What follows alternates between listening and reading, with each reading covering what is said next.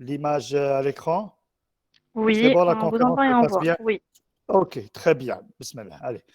Donc, bonsoir tout le monde. Donc, nous allons entamer notre conférence sur le cancer du sein. Donc, j'ai essayé de vous résumer dans cette conférence qu'est-ce qui est le plus important pour vous et pour votre examen. Donc, l'intérêt de la question et les facteurs de risque. Donc, le cancer du sein se définit comme étant, bien sûr, une tumeur maligne de la glande mammaire. C'est quoi? Bon, si vous voulez qu'on fasse un petit rappel anatomique sur la glande mammaire, la glande mammaire ne contient pas beaucoup de choses. Il y a du canal, il y a une glande mammaire et il y a des canaux galactophoriques, d'accord, et du tissu adipeux.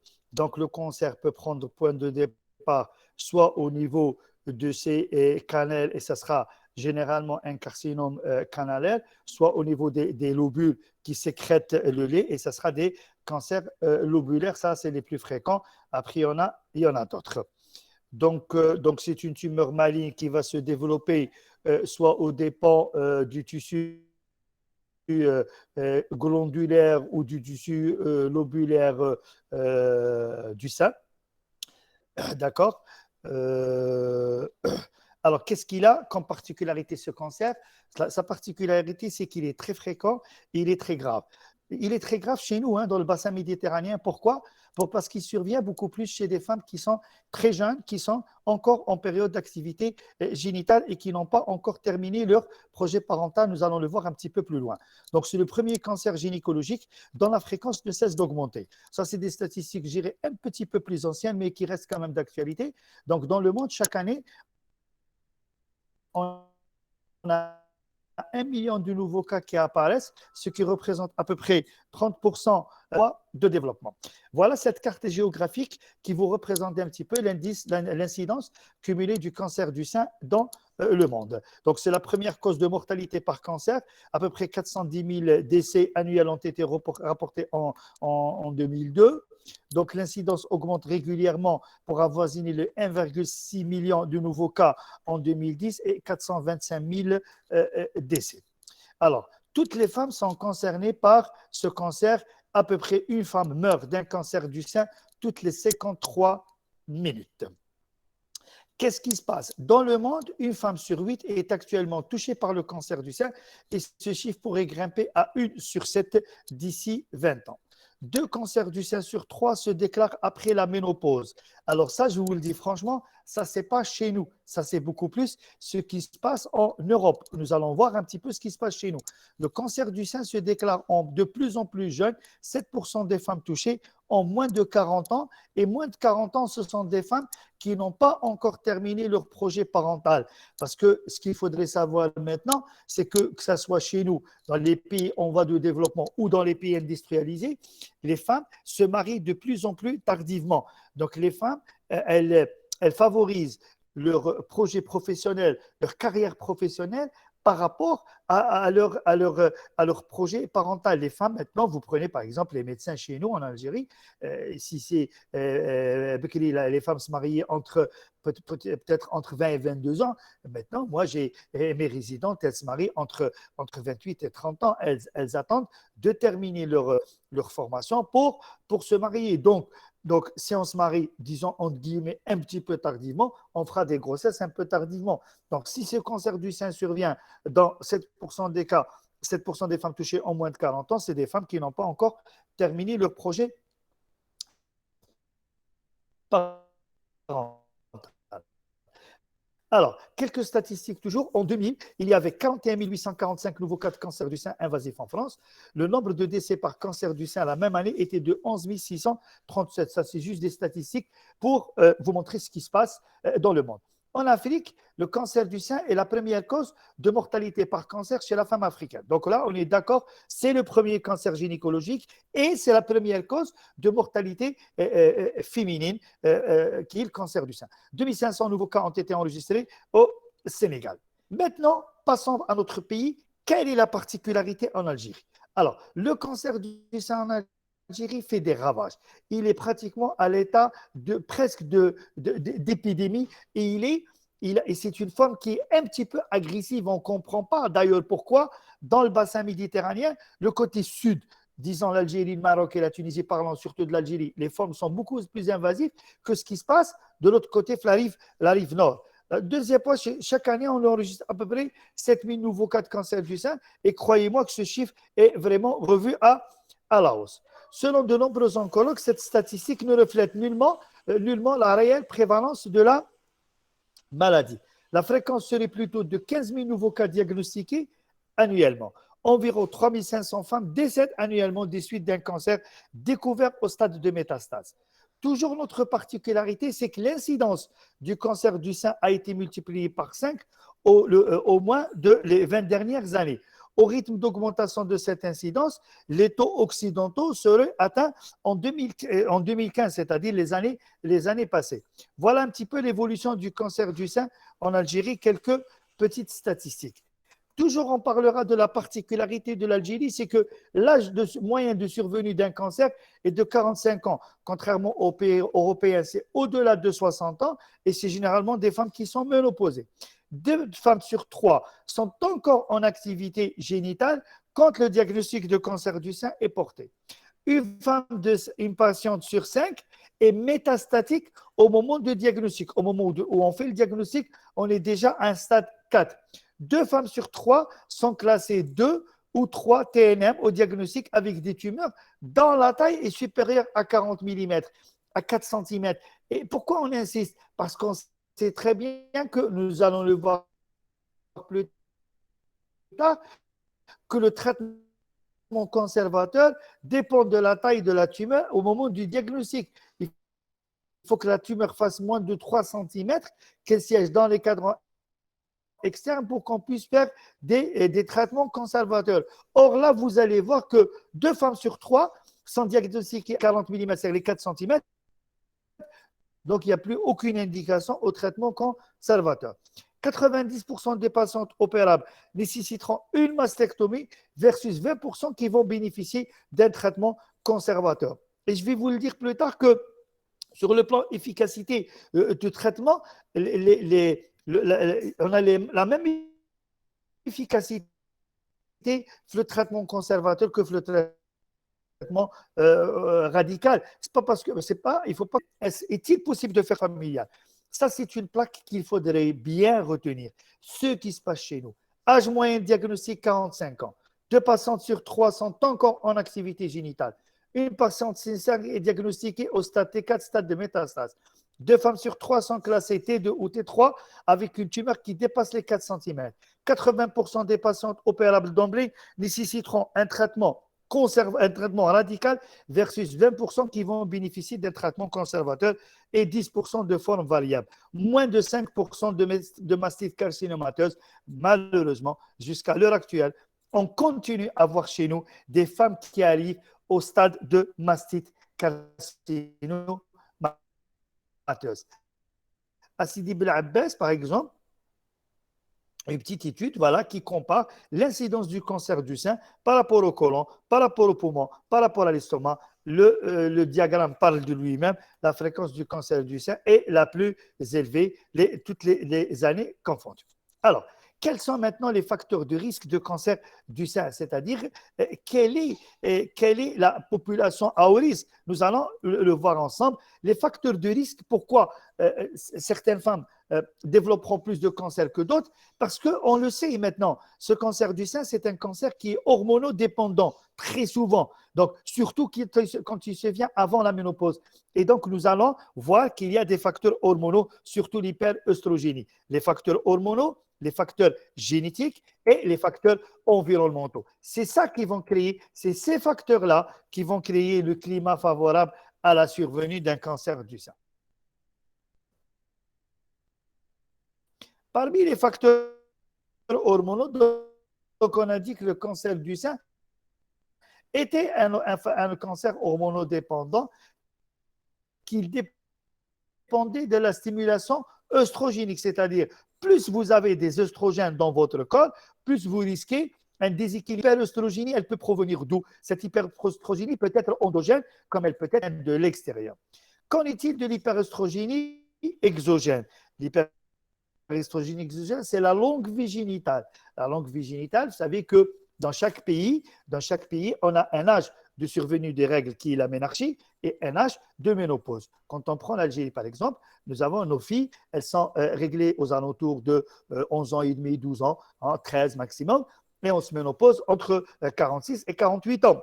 Par exemple, en Europe, on se ménopause entre 52 et 55 ans. Donc, quand la fille, elle est soumise, ou la femme est soumise à une longue virginité, c'est-à-dire qu'elle a eu des règles assez précoces aux alentours de 10 ans, et elle a eu une ménopause assez tardive au-delà de 50 ans, c'est-à-dire que cette longue virginité fait qu'elle a toutes les chances d'avoir, à un moment donné de sa vie, un déséquilibre hormonal et un climat d'hyperœstrogène.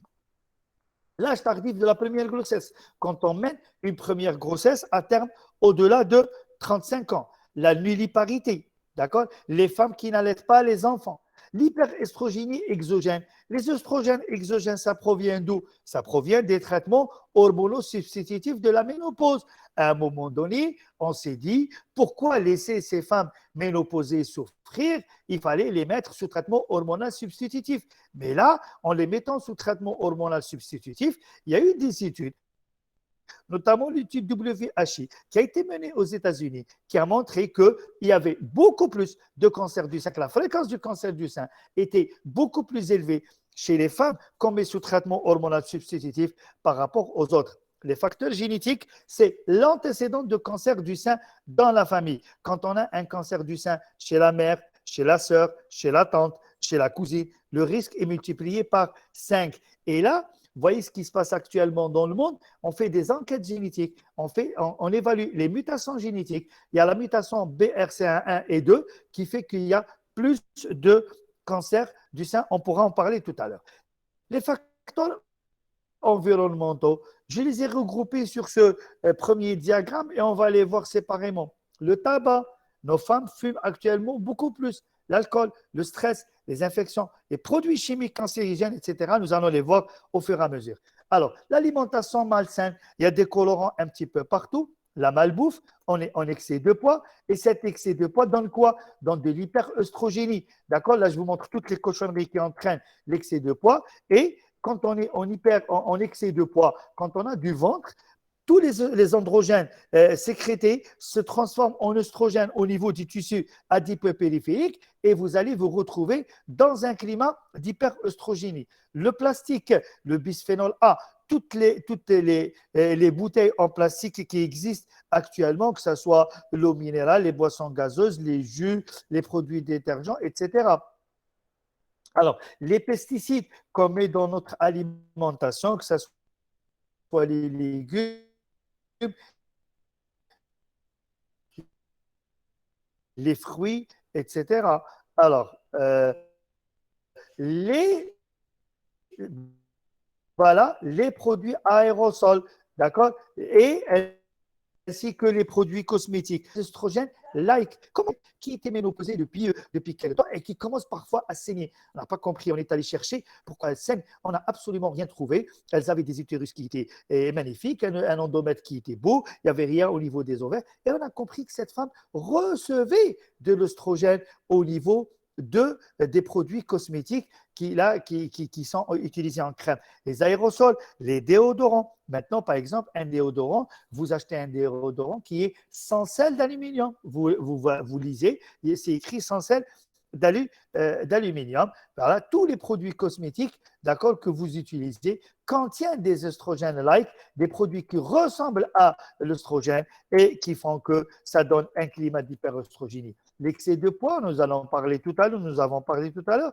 Alors, l'excès de poids, l'alimentation malsaine et la sédentarité, on ne fait pas beaucoup de sport.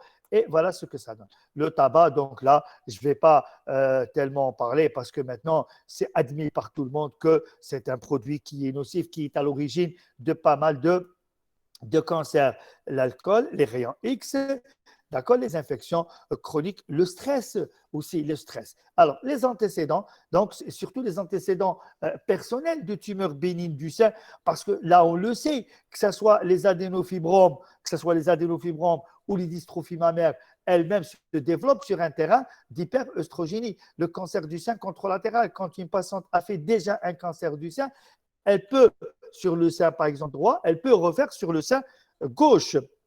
Et bien sûr, nous avons parlé des antécédents familiaux. Alors, le groupe à risque, le plus faible serait quoi? Serait une femme jeune, asiatique ou africaine, sans antécédent familial de cancer du sein ou au sein sans densité à la mammographie, étant de milieu simple ou rural, ayant des règles tardives, des grossesses précoces et multiples, ayant allaité ses enfants. Sa ménopause devrait être à l'âge normal. Elle serait petite et mince. Donc, alors là, pour conclure, pourquoi? Pour qu'on introduit le dépistage. Donc là, quand vous voyez ce que je viens de dire, pratiquement, c'est une population bien déterminée. Mais nous, notre dépistage ne va pas s'adresser uniquement à cette population, mais il va s'adresser à toute la population féminine. Donc, quand je dois conclure là pour terminer, je dirais la fréquence, la gravité du cancer du sein, les facteurs de risque multiples suggèrent le grand intérêt du dépistage du cancer. Réduction du risque de décès a été démontrée surtout à partir de 50 ans. Alors là, je pense que j'ai perdu un petit peu ma conférence. Bon, je vais continuer à parler quand même et on reviendra là-dessus après. Parce que là, je pense qu'on n'a pas mis toute la conférence. Ce n'est pas grave, je vais la communiquer après, mais je continue à parler. Bon, alors, d'accord, maintenant on passe au dépistage. Quel est l'intérêt de ce dépistage? D'abord, le mot français dépistage, en dehors de parler d'un cancer. Le dépistage du cancer, c'est ramener au thérapeute des femmes présentant des lésions précancéreuses ou des lésions cancéreuses infracliniques. Une femme ou une patiente ne fait pas un cancer du jour au lendemain. C'est pas aujourd'hui on est bien et demain on a un cancer. Ça n'existe pas. On traverse une certaine période. D'accord, pour que le cancer se développe. Et quand on traverse sur certaines périodes, on va passer par d'abord des lésions précancéreuses qui vont faire le lit du cancer, après des lésions précancéreuses infracliniques, après c'est le cancer. Donc, si on accentue le dépistage, nous allons bien sûr ramener au thérapeute des femmes présentant des lésions précancéreuses ou des lésions précancéreuses ou des lésions infracliniques. Alors, ce dépistage, il va s'adresser à qui? Il va s'adresser à tout le monde, à toute la population féminine. Il va comporter quoi? Le dépistage va comporter d'abord l'enseignement de l'autopalpation. Je ne sais pas si je vais vous me donner deux petites. Alors là, je ne sais pas. Non, je vais sortir. Non, non, non, je préfère ne pas sortir parce que je ne sais pas comment je fais pour reprendre. Bon, je continue comme ça. D'accord? Alors, le dépistage, d'abord, enseigner l'autopalpation. Alors, l'autopalpation, donc on enseigne l'autopalpation à toutes les femmes. D'accord? Alors, on leur dit qu'il faudrait s'examiner les seins au moins 2 fois par an. Ce n'est pas tous les jours, au moins 2 fois par an. À quelle période?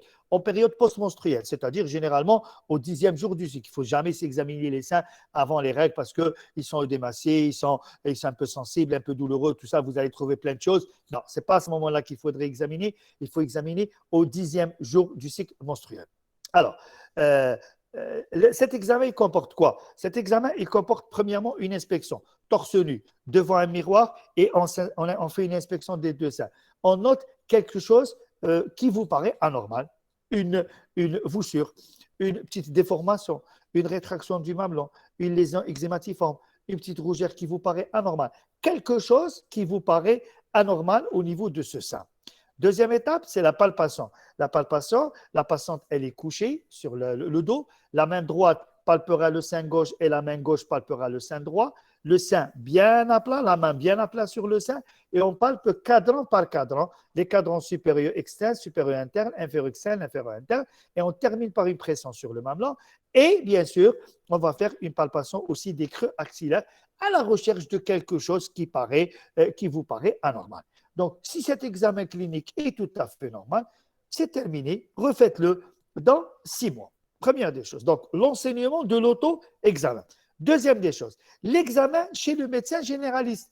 Le médecin généraliste doit se sentir concerné par le dépistage et que l'examen clinique des seins doit faire partie de chaque examen clinique. Tu as reçu une femme parce qu'elle fait une infection urinaire, tu lui as fait un examen clinique complet, tu as ausculté le cœur, tu as ausculté les poumons, tu as palpé son ventre, ah ben tu lui examines, c'est ça. Tu fais une inspection et tu fais une palpation, une pression sur le mamelon. Tu as vu une femme qui est venue parce qu'elle est enceinte, tu lui examines, c'est ça.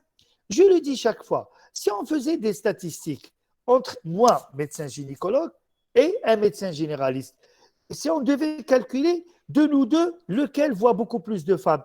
C'est le médecin généraliste. Parce que moi, je vois les femmes dans un contexte gynécologique. Elle vient me voir parce qu'elle désire une grossesse ou parce qu'elle a un fibrome ou parce qu'elle a un kyste ou parce qu'elle a une infection ou parce qu'elle désire une pilule. Elle va venir me voir. Mais c'est le médecin généraliste. Elle va le voir parce qu'elle est hypertendue, elle veut renouveler son ordonnance, parce qu'elle est diabétique, elle veut un traitement, parce qu'elle fait une otite, parce qu'elle fait une infection, parce qu'elle fait des angines, parce qu'elle a une grippe, pour plusieurs motifs. Donc, lui, il sera amené à avoir beaucoup plus de femmes que moi, donc il sera obligé et tenu de faire l'examen clinique des seins.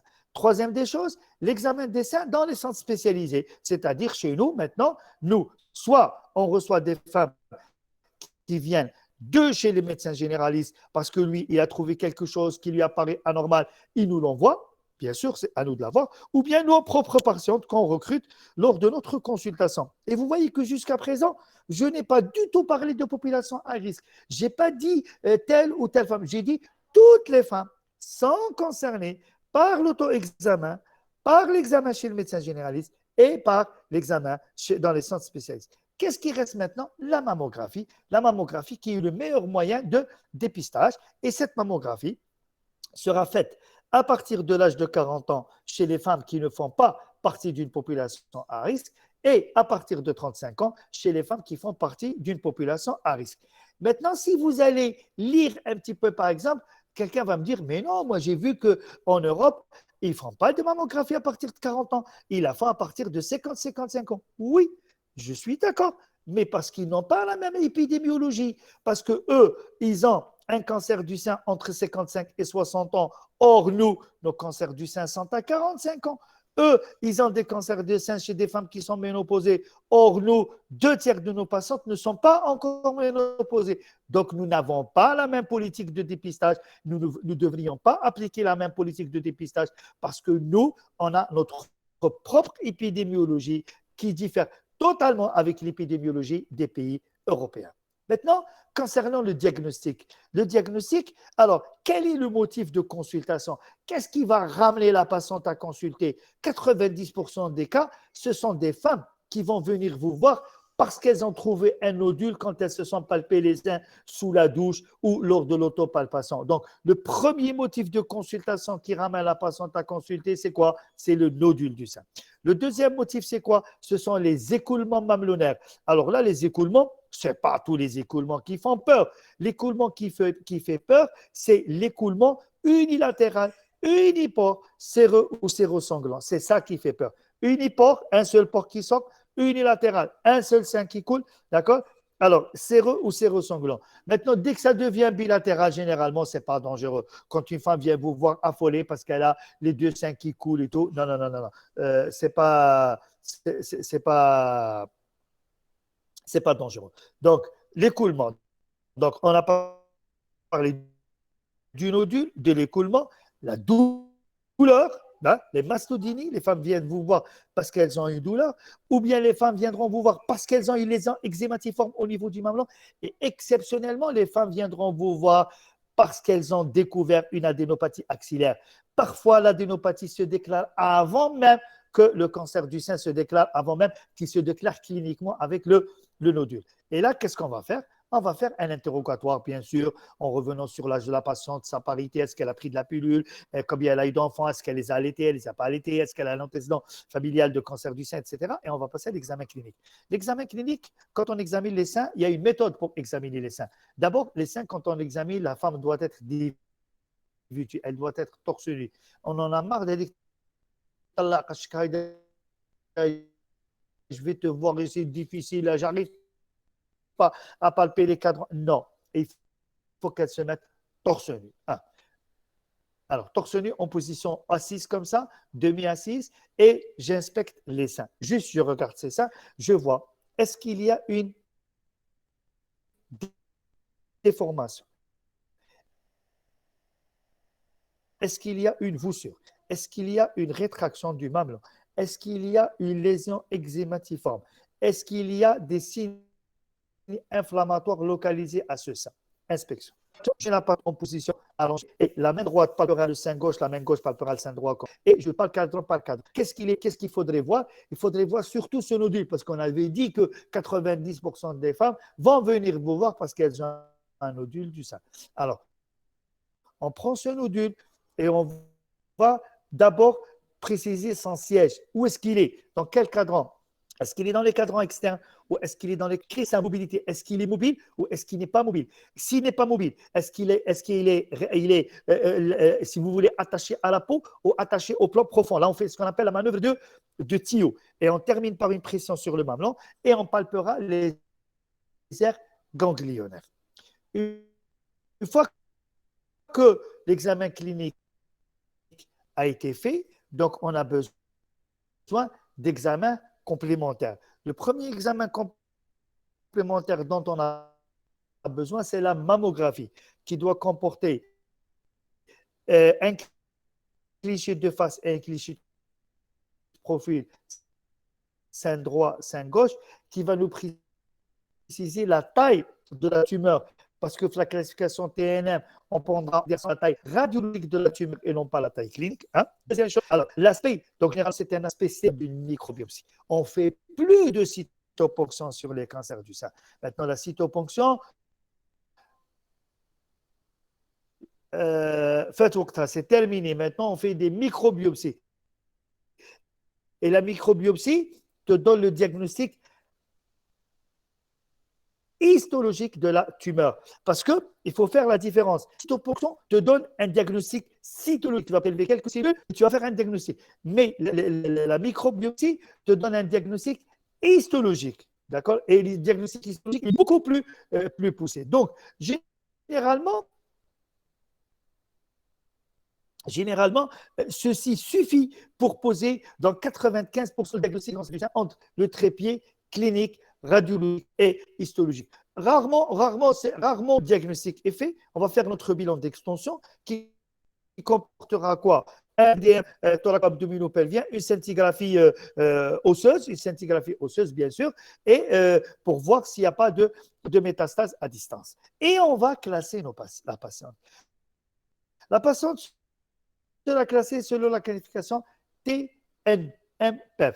TNM, c'est quoi? T, c'est tumeur, N, c'est nodule, M, c'est métastase, et P, c'est poussée évolutive. Donc T, vous savez très bien que T0, c'est des tumeurs diagnostiquées très tôt, moins de 2 cm. T1, c'est entre 2 et 5. T3, c'est après, entre 5 et 10. T4, T3, c'est plus de 10. Et T4, quelle que soit la taille de la tumeur, T4A, adhérente à la peau, T4B, adhérente au plan profond.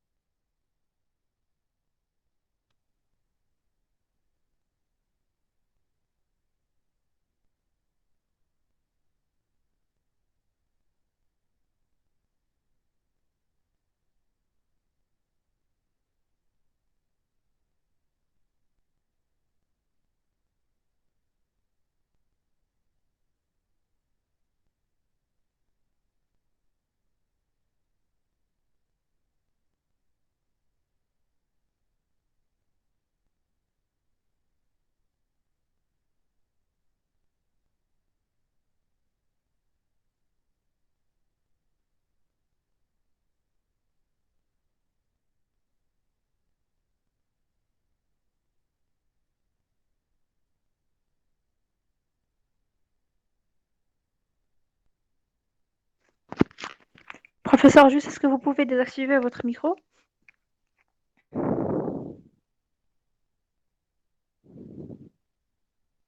Très bien. C'est bon, professeur. Nassima, j'ai pas besoin de la communication. Voilà. Allez, on y va, c'est bon? C'est bon, c'est bon. Oui, Mets professeur, la on vous entend. caméra et le son. On continue? Oui, on On peut continuer. continue? Oui. Oui. Très bien. Donc, on était au niveau du traitement. Donc, on a dit que d'abord, la classification. Donc, la classification va vous permettre de vous ne pouvez pas opérer d'emblée. Donc, on laissera ça pour après. Alors, le traitement. Alors, le traitement dans le cancer du sein, il y a plusieurs volets. Il y a le traitement chirurgical, il y a la chimiothérapie, il y a la radiothérapie, il y a l'hormonothérapie, il y a la thérapie ciblée et il y a la reconstitution mammaire. Donc, 6. Donc, le traitement chirurgical. Le traitement chirurgical, il faut bien noter que c'est la pierre angulaire de la prise en charge. Et il ne peut pas y avoir une prise en charge correcte de cancer du sein sans chirurgie. Ça, c'est inadmissible. Il faut de la chirurgie. Donc, alors, la chirurgie, vous avez deux étapes. Vous avez le traitement conservateur et le traitement radical. Le traitement conservateur, vous pouvez faire soit une tumorectomie élargie avec curage ou une zonectomie avec curage. Soit un traitement chirurgical radical, c'est-à-dire c'est la mastectomie ou l'intervention de pâté, qui est l'ablation du sein à la plaque avec un curage axillaire. Alors, comment qu'on va choisir? On va choisir en fonction des critères. On ne peut pas opter pour un traitement conservateur, sauf si vous avez une tumeur qui fait moins de 3 cm, qu'elle siège dans les cadrans externes et que la taille du sein permet le traitement conservateur. Donc, tout ça va dépendre de quoi? Tout ça va dépendre du dépistage. C'est pour cela qu'on a dit tout à l'heure, le but du dépistage, c'est ramener au thérapeute des lésions infracliniques ou des lésions précancéreuses ou des lésions cancéreuses infracliniques. Quand on ramène un nodule de 1 cm, ce n'est pas comme on ramène un nodule de 4 cm. Et plus on va faire de dépistage, plus on sera amené à poser des diagnostics tôt. Et plus on pose des diagnostics tôt, plus on pourra faire un traitement conservateur. Et croyez-moi que le préjudice esthétique joue un rôle très important. Les seins représentent la féminité, la sexualité, beaucoup de choses. D'accord? L'ablation d'un sein, c'est une intervention qui est très mutilante. Donc, quelles sont les patientes qui sont opérables d'emblée? Alors, les patientes qu'on peut opérer d'emblée, ce sont les patientes de T1 à T3, moins de 5 cm, en N1, N0, N1, M0 et PEF0. Donc, celles qui sont diagnostiquées tôt. On peut les opérer d'emblée. Le reste, non. Le reste, elles doivent bénéficier d'abord d'une chimiothérapie première et ensuite, elles vont être opérées. Donc, une fois que la chirurgie est terminée, qu'elle soit radicale ou conservatrice, il faudrait faire un protocole de chimiothérapie. Généralement, ce sont des 6 cures, soit 3 FEC, 3 Taxol ou bien 6 FEC. D'accord? Donc, c'est des protocoles qui ne sont pas très intéressants pour vous, mais il faudrait quand même savoir qu'il y a 6 cures de chimiothérapie après. Après, il y a la radiothérapie. Alors, chez qui on va faire une radiothérapie? Alors, la radiothérapie, elle est indiquée chaque fois que vous faites un traitement conservateur. D'accord? Chaque fois que vous opérez une tumeur qui est adhérente ou chaque fois que vous allez trouver des adénopathies qui sont atteintes. L'hormonothérapie va s'adresser aux femmes qui sont récepteurs positifs et ne s'adressera pas aux femmes qui sont récepteurs négatifs. Et les femmes qui sont récepteurs négatifs sont de mauvais pronostics par rapport aux femmes qui sont récepteurs positifs. D'accord? La thérapie ciblée, donc ça c'est un peu compliqué pour vous, c'est de l'herceptine, c'est quand il y a des composantes génétiques qui rentrent en jeu. Et en fait, quand il y a la reconstitution mammaire, maintenant, même quand vous posez le diagnostic du cancer du sein et que vous proposez un traitement chirurgical radical type mastectomie curage, vous pouvez toujours dire à la patiente que vous pouvez faire une reconstitution mammaire dans les pays développés. Cette reconstitution mammaire peut se faire dans le même temps opératoire. Sinon, elle sera faite à distance, généralement 1 année et demie après, en absence de récidive, et ça donnera de bons résultats. Donc, maintenant, si je devais conclure, je dirais quoi? Que ce cancer du sein, maintenant, c'est un cancer qui est très bien connu chez nous. Un. Deux, les résultats du traitement chirurgicale, chimio-radiothérapie est excellent. Alors, on est même en train d'envisager que le cancer du sein ne sera plus considéré comme une pathologie cancéreuse, mais comme une maladie chronique. Pourquoi? Parce que maintenant, on voit l'espérance de vie qui est très, très importante. On a des femmes qu'on a opérées d'un cancer du sein, ça fait 15 ans, ça fait 18 ans, ça fait 19 ans. Elles vivent très bien, ça ne pose aucun problème. Et ça, bien sûr, vous vous en doutez. Plus le diagnostic est précoce, plus le traitement est bien sûr, est bien codifié. Est-ce qu'on peut faire une grossesse après un cancer du sein? Oui, oui. J'ai été amené à opérer des femmes qui sont jeunes, d'accord? Et j'ai fait soit un traitement conservateur, soit radical. Et j'autorise une grossesse 2 ans généralement après, en absence de problème. Je peux autoriser une grossesse, d'accord? Et la femme, elle peut mener une grossesse à terme et elle peut allaiter sans aucun problème. Alors, qu'en est-il de la contraception sur cancer du sein? Bien sûr qu'il faudrait bannir la contraception hormonale, plus d'hormones, et passer à une contraception mécanique type dispositif intra-utérin. Je vous remercie. Et voilà, on passe aux questions maintenant si vous le voulez bien. On vous remercie, professeur. Merci Merci. beaucoup. Alors, Sima, comment on fait pour voir les questions? Sima? Nessima? Nessima?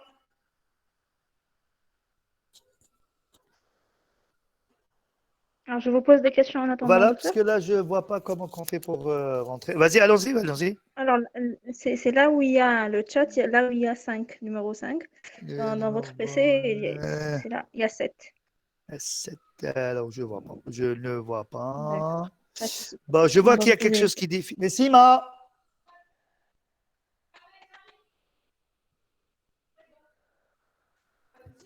C'est où il y a des...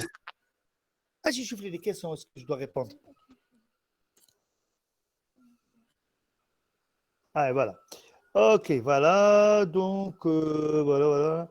Alors, voilà. Très bien, c'est coupé. Ok, merci. Alors, est-ce que toute galactophorite unilatérale, ça va évoluer vers... Non. Ce n'est pas toutes les galactophorites qui vont évoluer vers les cancers. Non. Les galactophorites, c'est autre chose. Les galactophorites, généralement, c'est des inflammations du canal galactophorique et qui n'évoluent pas obligatoirement vers le cancer du sein. Nous avons très peu de cancers du sein qui sont associés des carcinomes intracanalaires qui sont associés à des galactophorites. Soyons rassurés. Bilan d'extension, est-ce qu'il est systématique? Bien sûr qu'il est systématique, le bilan d'extension. Vous ne pouvez pas faire de la carcinologie, de la prise en charge carcinologique sans qu'il y ait un bilan d'extension. C'est quoi la différence entre une échographie et une mammographie? Alors là, l'échographie et la mammographie, ce n'est pas la même chose. L'échographie, c'est une exploration avec des ultrasons du sein qui est quand même assez efficace. Mais la mammographie, c'est des clichés radiologiques qui vont vous montrer, bien sûr, la résonance du tissu à l'intérieur, d'accord, et qui est quand même beaucoup plus poussée en matière de sensibilité. Et là, je vais dire que maintenant, même dans certains pays, on est passé à l'IRM dans le cadre du dépistage, sauf que l'IRM, en matière de cancer du sein, elle est très difficile à lire. Il y a des centres qui sont hyper spécialisés dans ce domaine-là, et bon, ça fait la différence. Donc là, alors, différence entre récepteurs positifs et négatifs. Bon, là, c'est un peu compliqué pour vous, mais les récepteurs, les tumeurs qui sont à expression positifs, qui ont des récepteurs positifs, nécessitent un traitement hormonal qui va diminuer le risque de récidive et le risque d'extension, d'accord?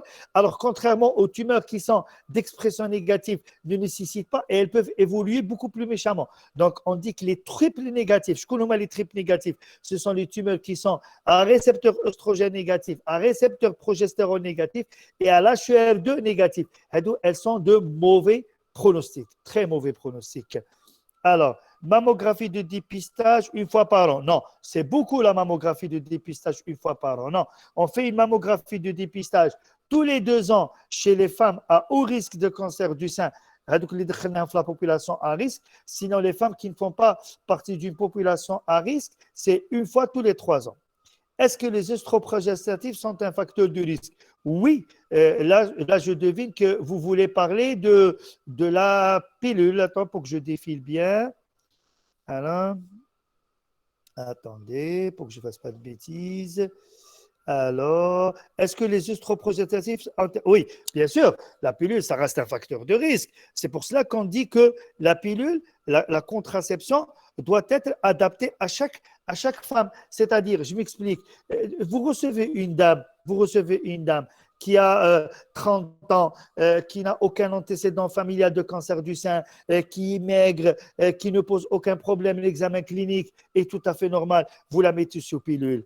Et vous recevez une femme qui a 38 ans, qui fait 100 kilos, qui a déjà traité pour nodule du sein, celle-là, vous n'allez pas la mettre sous pilule parce que celle-là se retrouve déjà dans un climat d'hyperœstrogénie. Vous n'allez pas encore ramener des œstrogènes. En plus, à celle-là, vous allez dire non, madame, je ne vous donne pas de pilule, je vous place un stérilet, d'accord? Donc, les œstroprogestatifs, oui, ça joue un rôle, mais dans un contexte, bien sûr, évocateur. Alors, est-ce que le bilan d'extension est nécessaire chez… Oui, le bilan d'extension est nécessaire chez toutes les femmes, pas uniquement les T1 ou T2. Non, il faudrait faire un bilan d'extension chaque fois que le diagnostic de cancer est posé. Alors, s'il vous plaît, manœuvre de Thio. Bon, Thio, ça s'écrit T-I-2-L-A-U-X. Alors, de Thio, alors c'est une abduction contraliée. Alors, soit vous demandez à la femme de joindre comme ça les deux paumes de la main, et elle pousse une main sur l'autre comme ça c'est une abduction contraliée, et vous mobilisez le sein, soit vous prenez la main de la patiente, vous prenez sa main et vous lui demandez de pousser sur votre main et vous mobilisez la tumeur. Si la tumeur, elle reste mobile, donc c'est qu'elle n'est pas adhérente au plan profond. Si au contraire, elle ne bouge plus, c'est qu'elle est adhérente au plan profond. Alors, quelles sont les indications de la radiothérapie? Donc, les indications de la radiothérapie, c'est d'abord, surtout, le traitement conservateur.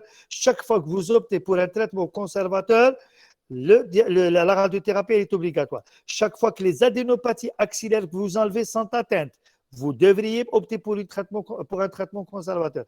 Chaque fois qu'il y a une adhérence à la peau, vous devriez opter pour une radiothérapie complémentaire. Alors, c'est quoi la classification ACR? La classification ACR, c'est une classification radiologique. D'accord? C'est une classification radiologique. Alors, il y a de ACR de 1 jusqu'à 5. Il y a ACR 1, 2, 3, 4 et 5. ACR 1, 2, c'est des seins qui sont normaux. Il n'y a pas de risque élevé. 4 et 5, c'est des risques élevés de cancer du sein. Donc, le radiologue vous dit que, voilà, votre patiente, j'ai trouvé ça et elle est ACR 5. Ça veut dire, ou ACR 4, ça veut dire qu'il faudrait faire très attention chez elle et multiplier les dépistages. Sur les plans génétiques, les plus exposés sont ce sont les mutations génétiques BRCA1 et 2. Ça, ce sont les plus exposés. Et vous voyez que maintenant, si vous lisez un petit peu la presse People et tout, vous voyez qu'il y a des femmes qui ont carrément fait des mastectomies prophylaxiques bilatérales avec une mise en place de prothèses. Pourquoi? Parce qu'elles étaient à haut risque de cancer du sein. Vous avez parlé des différents types. Alors, vous avez parlé des différents types, le type et le type le plus fréquent. Alors, en matière de cancer du sein, il y en a plusieurs. Il y a 17 ou 18 types de cancer du sein, mais les plus fréquents, ce sont les canalaires et les lobulaires. Il y a les canalaires infiltrants, les lobulaires infiltrants. Il y a les mixtes qui touchent les deux. Il y a parfois ceux qui sont indéterminés. Il y a les comédocarcinomes qui sont de bons pronostics. D'accord? Mais il y en a d'autres. Il y a des formes qui sont beaucoup plus minimes. Mais les plus fréquents, ce sont les canalaires infiltrants et les lobulaires infiltrants. Alors, un écoulement unilatéral séreux qui se produit une seule fois durant le 14e jour du cycle il y a 2 ans et ça ne s'est plus produit. Non, il ne faut pas s'inquiéter. Parce qu'attention, les écoulements, parfois, il y a des femmes qui arrivent complètement affolées parce qu'elles ont un écoulement mamelonnaire. Et quand elles s'assoient, vous lui posez la simple question. Vous avez pris du sulpiride ces jours-ci? Elle vous dit oui, j'ai pris du sulpiride. Donc, l'écoulement est dû au sulpiride. Il y a des produits qui sont, je dirais, pas hyperprolactinémia, mais qui augmente un petit peu les sécrétions du sein. Il y a le sulpiride, il y a le domperidone, les antiémétiques, le primpéran, tout ce qui a accent central peut donner ça. Donc, un simple écoulement qui s'est produit une seule fois, non. Ce qui fait peur, ce sont les écoulements unilatéraux, une épaule, c'est ressanglant, c'est à du sang et qui est permanent dans le temps. Siège préférentiel de la méta, siège préférentiel de la méta, c'est surtout l'os et le poumon. Un mot sur le carcinome lobulaire. Bon, le carcinome lobulaire, je dirais qu'il est un petit peu plus de mauvais pronostic que le canalaire. Échographie pour une jeune fille, mammographie pour plus de 40. Alors là, je vous dis une chose. Il faut Alors voilà, il faut pas faire des mammographies chez les jeunes filles. Moi, je déteste voir des jeunes filles qui traînent avec des mammographies. Tu ne fais une mammographie chez la jeune fille que si l'examen clinique t'a montré quelque chose, que ça a trouvé un nodule à l'examen clinique type adénofibrome. Là, d'accord, tu peux faire une mammographie. Mais aller faire une mammographie chez une jeune fille, ça ne rime à rien. Moi, je vois parfois des jeunes filles, elles ont une simple douleur au niveau du sein, elles se la ramènent avec une mammographie, mais qui montre rien. Qu'est-ce qu'elle va montrer?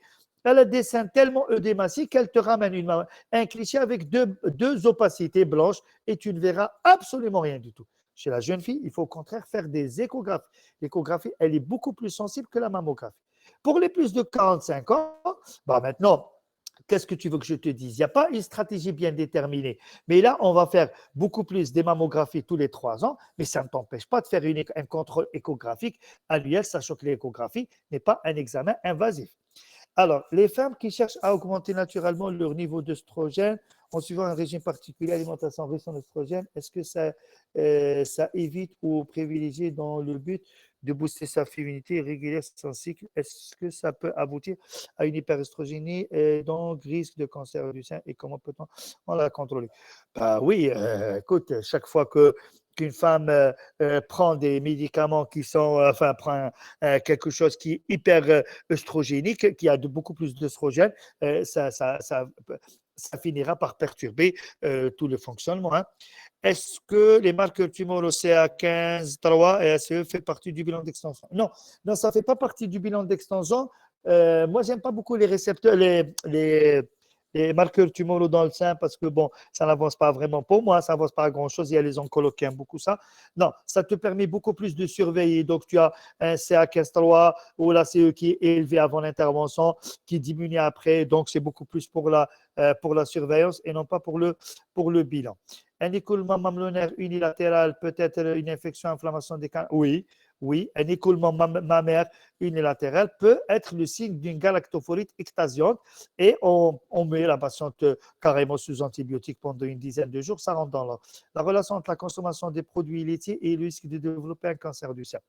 Alors, cette histoire de relation entre la consommation des produits laitiers, moi, je n'y crois pas tellement. Bon, je vais vous dire l'histoire. Il y a une étude qui a été faite. Alors, on se dit que tous les mammifères arrêtent de prendre le lait à partir d'un certain âge. Vous prenez le veau, par exemple, il tète la vache pendant un certain moment. Après, il passe à un régime herbivore, écologique. Vous prenez les moutons, vous prenez n'importe. Sauf l'être humain qui continue à prendre du lait. Tu as 60 ans, tu prends un verre de lait, tu as 50 ans, tu prends un verre de lait, etc. Et on pense que cette histoire de lait est en relation, cette histoire de cancer est en relation avec la consommation des produits laitiers. Voilà l'histoire. Je n'y crois pas beaucoup. Quel est le bilan demandé pour le suivi de la maladie et celui du dépistage? Alors là, ne confondez pas. Le dépistage, c'est une chose. Donc, le dépistage, c'est l'auto-examen, c'est l'examen du médecin généraliste, c'est l'examen dans les centres spécialisés et la mammographie. Le bilan demandé pour le suivi de la maladie, si tu patient a été opéré d'un cancer du sein, comment que nous allons la suivre par la suite? Alors là, il y a deux façons de suivre. Il y a la façon des oncologues et il y a la façon des gynécologues.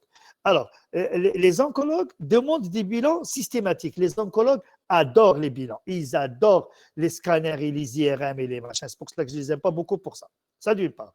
D'autre part, les gynécologues vont demander des examens complémentaires en fonction de la symptomatologie. C'est-à-dire, si une femme vient vous voir, elle a été opérée d'un cancer du sein, que sur l'examen clinique, il n'y a absolument rien du tout, que sur le sein contralatéral, vous n'avez rien, que sur le creux axillaire, il n'y a absolument rien du tout. Pourquoi voulez-vous demander des examens complémentaires? Je ne demande rien du tout. Je fais mon contrôle et elle s'en va. D'accord? Maintenant, j'ai une symptomatologie. J'ai une femme qui vient me dire j'ai mal au dos, je ne peux pas soulever des choses lourdes. Hop, je vais penser à des méta vertébrales. Je vais demander une scintigraphie osseuse. Elle me dit je tousse, je crache, je ceci. Je pense à une métapulmonaire. Je vais demander des radios pulmonaires, un TDM. Exactement. Donc, les examens complémentaires que vous allez demander vont être en fonction de la symptomatologie. Vous allez voir votre patiente la première année tous les 3 mois, la deuxième année tous les 6 mois, et au-delà, vous allez faire un contrôle annuel. Moi, j'ai maintenant des patientes que je vois une fois par an, je ne demande aucun examen complémentaire.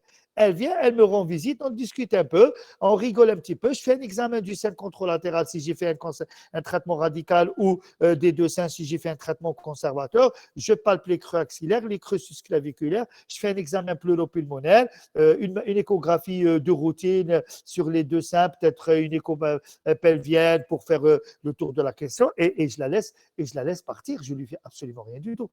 Maintenant, si elle vient me voir et elle a une symptomatologie particulière, là, d'accord, je demanderai des examens complémentaires. Alors, l'hormonothérapie par tamoxifène et la castration chimique, et comment peut-on savoir les récepteurs positifs ou négatifs? Je réponds à la deuxième question. Comment qu'on peut savoir? Eh bien, quand vous faites votre microbiopsie, vous allez demander le statut hormonal de la tumeur. Et si tu ne l'as pas fait à ce moment-là, tu le feras lorsque tu opères. Soit que tu as fait un traitement chirurgical conservateur ou radical, quand tu demandes l'étude anapath de la pièce opératoire, tu vas en même temps demander les récepteurs hormonaux. Et l'anatomopathologiste va te dire, ta patiente, elle est récepteur œstrogène positif, récepteur œstrogène progestérone positif, il va te dire, elle est HER2, une croix, deux croix ou trois croix, il va te dire KI67, combien de pourcents la multiplication cellulaire, ou il va te dire que c'est négatif. Alors, et de là, tu vas préconiser le traitement hormonal. Donc, si ta patiente, elle est triple négative, c'est-à-dire récepteur à oestrogène négatif, à progestérone négatif, vous ne donnez pas de traitement hormonal, tu ne donnes pas d'hormonothérapie. Si elle est par contre positive, tu donnes une hormonothérapie. L'hormonothérapie, avant la ménopause, il n'y a que le tamoxifène qui marche. Et le tamoxifène, c'est un excellent produit que vous allez continuer, que la patiente va continuer à prendre pendant 5 ans. Si maintenant la patiente, elle est ménopausée, elle peut toujours prendre le tamoxifène. Sinon, il y a d'autres produits, ce qu'on appelle les anti-aromatases, qui donnent qui ont les mêmes effets de protection. La castration chimique, oui, ça existe. Le Zoladex, c'est des injections qui suppriment la connexion hypothalamo-hypophyse-ovarienne. Elles mettent l'ovaire au repos pendant 18 à 24 mois. Et là, pour que l'ovaire ne sécrète plus d'œstrogène, parce qu'on sait que ce cancer s'est développé sur un terrain d'hyperœstrogénie. Alors, hormonothérapie cause la stérilité non, ça ne cause pas la stérilité, c'est autre chose. S'il vous plaît, quel diagnostic différentiel du cancer du sein sur le plan clinique? Alors, sur le plan clinique, tu peux avoir beaucoup de discussions diagnostiques. Tu peux avoir des nodules qui peuvent simuler des tumeurs bénignes type adénofibromes. Ça peut simuler des tumeurs bénignes type dystrophie mammaire, ce qu'on appelle les dystrophies fibrokystiques. Ça peut simuler des hématomes, ce qu'on appelle un sein dans le sein. Ça peut simuler aussi de la cytostéatonécrose. Parfois, il y a des femmes, quand elles travaillent, elles font du ménage ou là, sans se rendre compte, elle va se cogner sur quelque chose, d'accord, sur une porte ou là, il va y avoir un hématome qui va être là-bas, qui va s'organiser, va se remplir de graisse. Ça va donner une tumeur qui fait un petit peu peur, mais en fait, quand on fait l'examen clinique, l'écho, etc., il s'est avéré que c'est juste du sang qui est coagulé à l'intérieur. Ça aussi, ça fait un diagnostic différentiel. Stade T3, c'est une indication, un traitement conservateur ou radical. T3 moins de 5 cm, T3 moins de 5 cm. Plutôt, si la tumeur fait moins de 3 cm, qu'elle est dans les cadrans externes, que la taille du sein permet le traitement conservateur, oui. Ça m'étonnerait. Généralement, ça dépasse les 4-5 cm. Et là, vous allez aller sur un traitement radical. Une adénopathie axillaire peut être un signe révélateur? Oui. On peut parfois poser le diagnostic d'un cancer du sein juste sur une adénopathie axillaire. La femme vient consulter parce qu'il a une adénopathie. Et quand vous faites votre mammographie, vous allez trouver des lésions au niveau du sein. Quels sont les marqueurs tumoraux spécifiques du cancer du sein? C'est le CA15-3 et là, c'est l'antigène carcino-embryonnaire. Si on est en stade 4, est-ce que le traitement chirurgical est possible? Non. Stade 4 métastatique, dans un premier temps, le traitement chirurgical n'est pas possible. Il faut mettre une chimiothérapie première ou une hormonothérapie première en fonction des situations et vous opérez plus tard. Quelles sont vos recommandations quant aux méthodes de dépistage maman avec double lecture ou maman plus éventuel écho? Voilà. Alors, cette histoire de double lecture. Vous savez que je l'ai dit la dernière fois, une belle phrase, c'est qu'il faudrait avoir les moyens de sa politique. Si vous avez beaucoup de radiologues, parce qu'il faudrait qu'il y ait des radiologues entraînés à la première lecture et des radiologues entraînés à la deuxième lecture. J'avais lu une fois un article qui disait que le deuxième radiologue n'est pas meilleur que le premier, mais le deuxième a vu ce que le premier n'a pas vu. D'accord? Donc, il y a des gens qui sont entraînés à ça. Donc, si vous avez bien sûr la possibilité dans votre entourage de faire des échographies, des mammographies plutôt avec une double lecture, ça serait extraordinaire. Sinon, une mammo avec une surveillance échographique, oui, pourquoi pas. Comment prévenir les éventuelles rechutes? Eh ben, c'est le suivi. Donc, quand on opère, on ne laisse pas la patiente dans la nature, il faudrait quand même la suivre de près. Alors, pour la contraception, attends, je suis monté trop. Alors, pour la contraception œstroprogestative, réduit le cancer de l'ovaire et de l'endomètre. Par contre, chez le cancer du sein, par contre, chez le cancer, oui, ben, la contraception œstroprogestative, oui, protège un petit peu contre le cancer de l'ovaire, mais ne protège pas contre le cancer du sein, ça c'est clair. Maintenant, ce que j'ai dit tout à l'heure, c'est que vous devriez adapter une contraception à chaque patiente. Chaque patiente a sa propre contraception. Maintenant, on le sait, entre guillemets, cette pilule n'est pas aussi inoffensive qu'on le pense. C'est pour cela que maintenant, il faudrait favoriser, bien sûr, le dispositif intra-utérin. Alors, si récepteur œstrogène négatif, HE négatif, mais progestérone positif à 1%, comment qu'il est cancellé? C'est presque un triple négatif. Il ne faut rien faire contre les progestatifs sont positifs.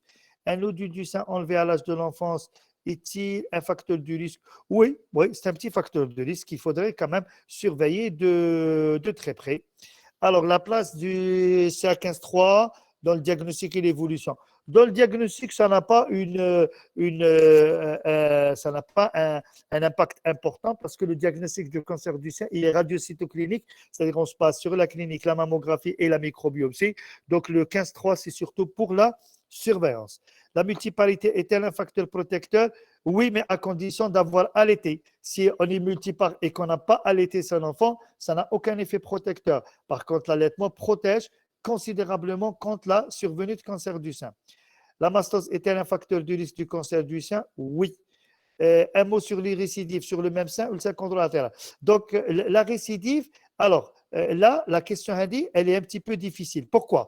Parce que maintenant, que ce soit les oncologues, les gynécologues, les sénologues, n'arrivent pas à se mettre d'accord quand est-ce qu'on parle de récidive et quand est-ce qu'on parle de métastase sur le sein contralatéral. On a opéré une femme d'un cancer du sein droit, elle fait une récidive sur le sein gauche.